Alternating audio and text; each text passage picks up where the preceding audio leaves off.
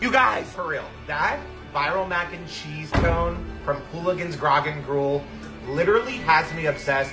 So you know I had to figure out how to make it at home. Stay tuned because this might be better than the original. Don't come for me, Universal. Let's do it. We'll start by putting 2 tablespoons of unsalted butter into a microwave-safe dish, then adding a tablespoon of everything bagel seasoning and a teaspoon of garlic powder. Now microwave this for about 30 seconds or till it's good and melted. Now we'll take a loaf of French bread from your favorite bakery, and I actually sliced this one into 3 sections because it was a little bit too big.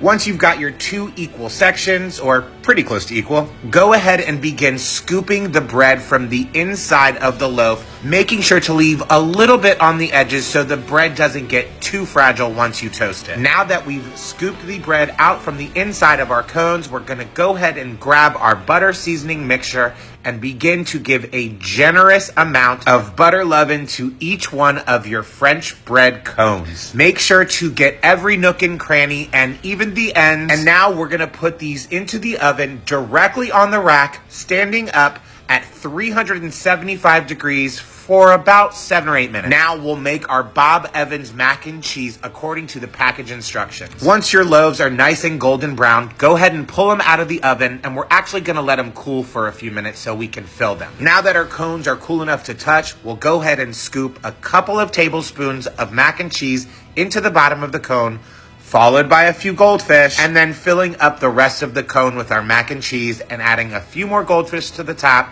Now it's time for the taste test. Oh my God. Oh, wow. You guys, this is it. Oh my God, it's perfect. Oh.